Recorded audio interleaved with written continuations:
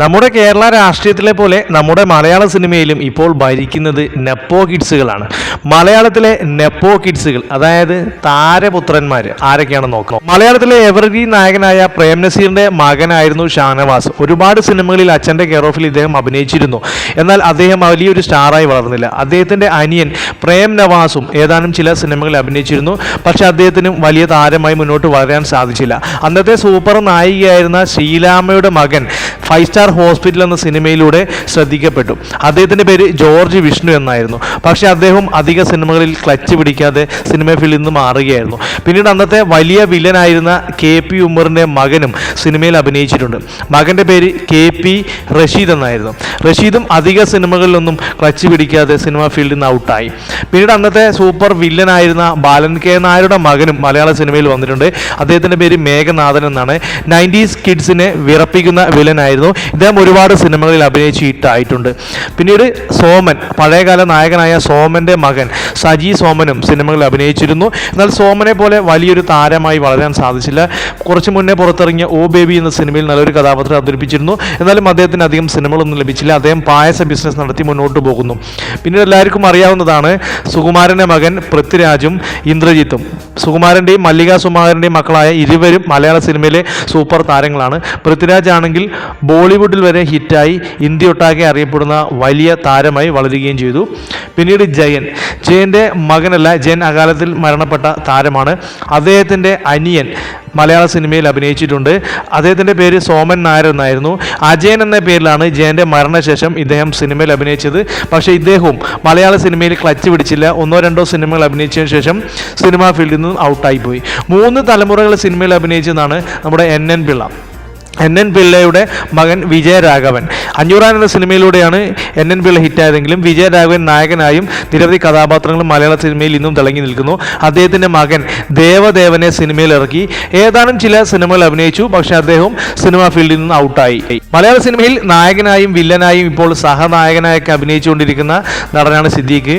അദ്ദേഹത്തിൻ്റെ മകനെയും സിദ്ദീഖ് നായകനാക്കാൻ വേണ്ടി പുറത്തിറക്കിയിട്ടുണ്ട് സിനിമയിലേക്ക്. പക്ഷേ ഷെയ്ൻ സിദ്ദീഖ് എന്നായിരുന്നു അദ്ദേഹത്തിൻ്റെ പേര്.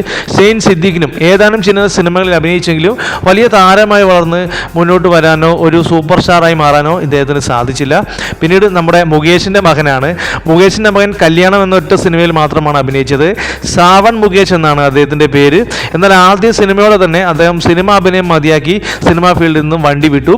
എന്നാൽ ഇദ്ദേഹം നല്ലൊരു ഡോക്ടറാണ്. ദുബായിൽ അറിയപ്പെടുന്ന ഡോക്ടർ എന്ന നിലയിൽ സക്സസ് ആയ ഡോക്ടറാണ്. പിന്നീട് പഴയകാല കോമഡി താരമായിരുന്ന സൈനുദ്ദീൻ്റെ മകനും സിനിമയിൽ എത്തിയിട്ടുണ്ട്. സൈനുദ്ദീൻ്റെ മകൻ്റെ പേര് സിറിൽ സൈനുദ്ദീൻ എന്നാണ്. പറവ എന്ന സിനിമയിൽ ഇദ്ദേഹം നല്ലൊരു കഥാപാത്രത്തെ അവതരിപ്പിച്ചിരുന്നു. എന്നാൽ പിന്നീട് അധിക സിനിമയിലൊന്നും ഇദ്ദേഹത്തിനെ കണ്ടില്ല.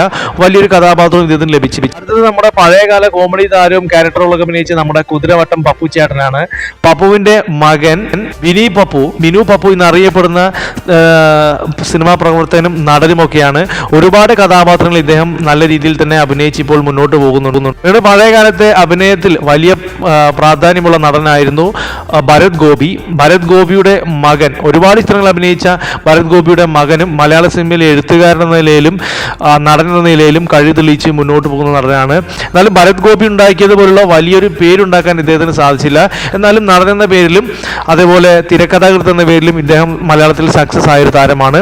പഴയകാലത്തെ സഹോദരിമാരായിരുന്നു ലളിത, പത്മിനി, രാഗിണിമാർ. സൗത്ത് ഇന്ത്യയിൽ മാത്രമല്ല ഇന്ത്യ ഒട്ടാകെ അറിയപ്പെടുന്ന താരങ്ങളായിരുന്നു മൂവരും. നല്ല ഡാൻസേഴ്സ് കൂടിയായ ഇവർ മലയാളം, തമിഴ്, ഹിന്ദി ഭാഷകളിൽ അറിയപ്പെടുന്ന താരമായിട്ടുണ്ട്. അതുപോലെ തന്നെ മലയാളത്തിലെ 3 സഹോദരിമാരാണ് ഉർവശി, കൽപ്പന, കലാരഞ്ജിനി എന്നിവർ. മൂവരും മലയാള സിനിമയിൽ അറിയപ്പെടുന്ന താരമാണെങ്കിലും ഉർവശിയാണ് നായിക എന്ന നിലയിൽ വളരെയധികം പേരെടുത്തത്. മലയാളത്തിൽ മാത്രമല്ല തമിഴിലും ഇവർ അഭിനയിച്ചു. ഉർവശിയുടെ സഹോദരനായിരുന്നു പ്രിൻസ്. 1-2 സിനിമകളിൽ അഭിനയിച്ചിട്ടുണ്ട്. പക്ഷേ പഴയ കാലത്ത് ഒരു ഷക്കീല സിനിമയിൽ അഭിനയിച്ച ശേഷം ഉർവശി, കൽപ്പന, കലാരഞ്ജിനിയുടെ സഹോദരനായ പ്രിൻസ് ജീവിതം സ്വയം അവസാനിപ്പിക്കുകയായിരുന്നു. പിന്നീട് ഇവരുടെ മറ്റൊരു സഹോദരനാണ് കമൽ റോയും ഏതാനും ചില സിനിമകളിൽ അഭിനയിച്ചിട്ടുണ്ട്. പക്ഷേ ഉർവശിയെ, കൽപ്പനയോ അല്ലെങ്കിൽ കലാരഞ്ജിനിയൊക്കെ പോലെ അറിയപ്പെടുന്ന ഒരു താരമാകാൻ കമൽ റോയിക്ക് സാധിച്ചില്ല. അദ്ദേഹം ഈ അടുത്ത് മരണപ്പെട്ടിരുന്നു. 90കളിലെ വില്ലൻ കഥാപാത്രത്തെ അവതരിപ്പിച്ച നടനായിരുന്നു രാജൻ പി ദേവ്. അദ്ദേഹത്തിൻ്റെ 2 മക്കളെയും സിനിമയിൽ ഇറക്കിയിട്ടുണ്ട്. ഉണ്ണി രാജൻ പി ദേവ്, ജുബിൽ രാജൻ പി ദേവ് എന്നാണ് രണ്ട് മക്കളുടെയും പേര്. എന്നാൽ ഇരുവർക്കും സിനിമയിൽ വലിയ നേട്ടം ഉണ്ടാക്കാൻ സാധിച്ചില്ല. അച്ഛൻ രാജൻ പി ദേവ് ഉണ്ടാക്കിയതുപോലെ ഒരു സ്ഥാനമൊന്നും മലയാള സിനിമയിൽ ഉണ്ടാക്കാൻ സാധിക്കാതെ ഫീൽഡ് ഔട്ടായി പോയി. മണിയൻ പിള്ള രാജുവിൻ്റെ മകനെയും അദ്ദേഹം തന്നെ ബ്ലാക്ക് ബട്ടർഫ്ലൈസ് എന്ന സിനിമ സംവിധാനം ചെയ്തുകൊണ്ട് നായകനാക്കാൻ വേണ്ടി മലയാള സിനിമയിലേക്ക് ഇറക്കാൻ വേണ്ടി ശ്രമിച്ചിരുന്നു. എന്നാൽ ആദ്യ സിനിമയിലൂടെ തന്നെ അദ്ദേഹത്തിന് വളരെ നെഗറ്റീവ് അഭിപ്രായമാണ് ലഭിച്ചത്. ഏതാനും ചില സിനിമകളിൽ പിന്നീട് അഭിനയിച്ചെങ്കിലും മണിയൻ പിള്ള രാജുവൊക്കെ സിനിമയിൽ പിടിച്ചു നിന്നതുപോലെ പിടിച്ചു നിൽക്കാൻ ഇദ്ദേഹത്തിന് സാധിച്ചില്ല. ഇദ്ദേഹവും ഫീൽഡ് ഔട്ട്. നമ്മുടെ കുഞ്ചാക്കോ ബോബനും ഒരു നെപ്പോ കിഡാണ്. കുഞ്ചാക്കോ ബോബന്റെ അച്ഛൻ അപ്പൂപ്പന്മാരായി മലയാള സിനിമയിൽ തലമുറകളോളം നിർമ്മാണ കമ്പനി നടത്തി പോന്നവരാണ്. മലയാളത്തിലെ തന്നെ ഏറ്റവും വലിയ നിർമ്മാണ കമ്പനിയായ ഉദയയുടെ ഉടമസ്ഥരായിരുന്നു ഇവർ. മലയാള സിനിമയിലെ പഴയകാലത്തെ നടനായിരുന്നു രാഘവൻ. രാഘവൻ എന്ന നടൻ അദ്ദേഹത്തിന്റെ മകൻ ജിഷ്ണു രാഘവനെയും സിനിമയിലിറക്കിയിട്ടുണ്ട്. നമ്മൾ എന്ന സിനിമയിൽ വളരെയധികം ശ്രദ്ധിക്കപ്പെടുന്ന കഥാപാത്രമായി മലയാളത്തിൽ അറിയപ്പെടുന്ന നടനായി വളർന്നു വന്നു. ഒരുപാട് കഥാപാത്രങ്ങൾ ഇദ്ദേഹത്തിന് ലഭിക്കുകയും ചെയ്തിരുന്നു. വലിയ നടനായി വരുമെന്ന് നമ്മൾ പ്രതീക്ഷിച്ചു. പക്ഷെ അകാലത്തിൽ ഇദ്ദേഹത്തിന്റെ ജീവൻ പൊലിഞ്ഞു പോവുകയായിരുന്നു. അദ്ദേഹം വലിയൊരു നടനായി മാറേണ്ട നടനായിരുന്നു, കഴിവുള്ള താരവുമായിരുന്നു. ഇതേ സിനിമയിലൂടെ വന്ന മറ്റൊരു താരമാണ് സിദ്ധാർത്ഥ് ഭരതൻ. മലയാളത്തിലെ മികച്ച സംവിധായകനായ ഭരതന്റെയും മലയാളത്തിലെ എക്കാലത്തെ മികച്ച നടിമാരിൽ ഒരാളായ KPSC ലളിതയുടെയും മകനാണ് സിദ്ധാർത്ഥ് ഭരതൻ. സിദ്ധാർത്ഥ് ഭരതൻ നടൻ എന്ന രീതിയിൽ ഒരുപാട് സിനിമകൾ അഭിനയിച്ചിട്ടുണ്ട്. ഇപ്പോഴും ഒറ്റപ്പെട്ട കഥാപാത്രങ്ങൾ അഭിനയിക്കുന്നു. സിനിമാ സംവിധായകൻ എന്ന നിലയിലും വളർന്നു വന്ന താരം. എൽസമ്മ എന്ന ആൺകുട്ടി എന്ന ലാൽ ജോസ് സിനിമയിലൂടെ നായികയായി മലയാളത്തിലേക്ക് വന്ന താരമാണ് ആൻ അഗസ്റ്റിൻ. മലയാളത്തിലെ പഴയകാലത്തെ പ്രശസ്ത നടനായ അഗസ്റ്റിൻ എന്ന നടന്റെ മകളാണ്. ഒരുപാട് കോമഡി വേഷങ്ങളിലും ക്യാരക്ടർ റോളുകളിലും അഭിനയിച്ച നടനാണ് അഗസ്റ്റിൻ. അഗസ്റ്റിന്റെ വിയോഗത്തിന് ശേഷമാണ് മകൾ സിനിമയിലേക്ക് വരുന്നത്. മലയാള സിനിമയിലെ പഴയകാലത്തെ നടിയായിരുന്നു ഊർമിള ഉണ്ണി. ഊർമിള ഉണ്ണിയുടെ മകളാണ് ഉത്തര ഉണ്ണി. ഒരു സിനിമയിൽ ഇവർ അഭിനയിച്ചിട്ടുണ്ട്. പാട്ടുകാരി എന്ന നിലയിലും നർത്തകി എന്ന നിലയിലും ഇവർ ശ്രദ്ധിക്കപ്പെടുന്ന താരമാണെങ്കിലും സിനിമയിൽ വളർന്നു വരാൻ ഇവർക്ക് സാധിച്ചില്ല. മലയാള സിനിമയിലെ മറ്റൊരു നെപ്പോ കിഡാണ് കല്യാണി പ്രിയദർശൻ. മലയാളത്തിലെ മികച്ച സംവിധായകന്മാരിൽ ഒരാളായ പ്രിയദർശന്റെയും നടിയായ ലിസിയുടെയും മകളായ കല്യാണി പ്രിയദർശൻ മലയാളത്തിൽ ഇന്ന് അറിയപ്പെടുന്ന താരമാണ്.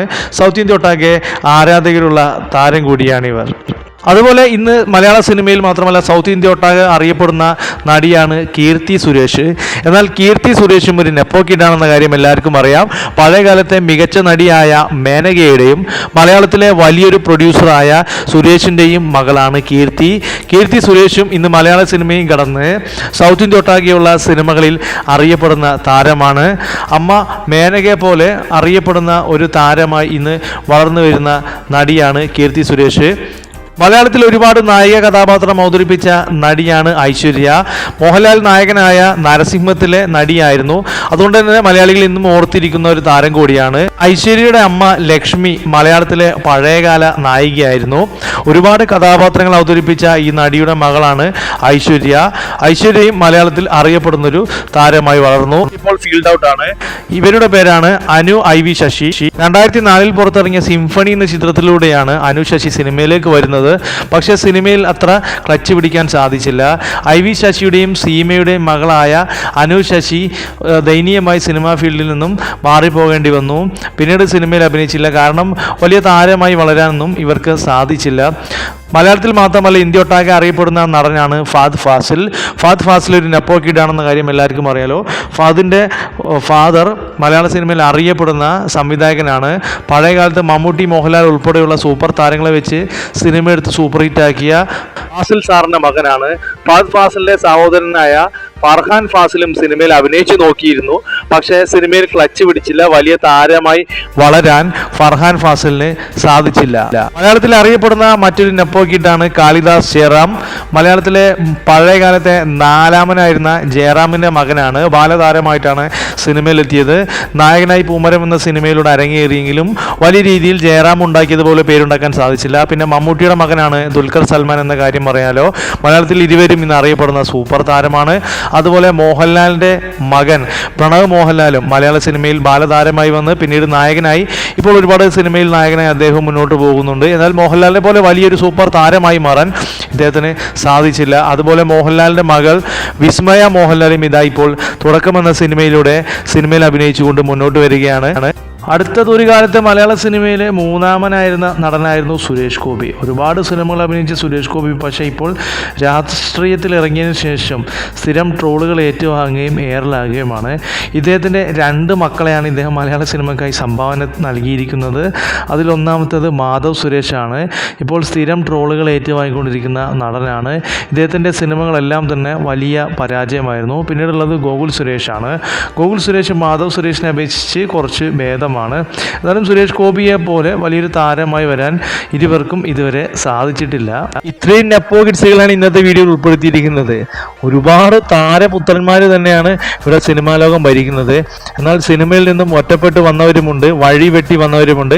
ഇതുപോലെ നിങ്ങൾക്കറിയാവുന്ന മറ്റ് താരപുത്രന്മാർ ഈ വീഡിയോയിൽ ഉൾപ്പെടുത്താൻ മറന്നുപോയവരുണ്ടെങ്കിൽ കമന്റ് ബോക്സിൽ രേഖപ്പെടുത്തുക. അപ്പോൾ വീഡിയോ ഇഷ്ടപ്പെടുകയാണെങ്കിൽ ചാനൽ സബ്സ്ക്രൈബ് ചെയ്ത് സപ്പോർട്ട് ചെയ്യാൻ മറക്കരുത്. മറ്റൊരു വീഡിയോ വീണ്ടും കാണാം. Thank you for watching only for roasting.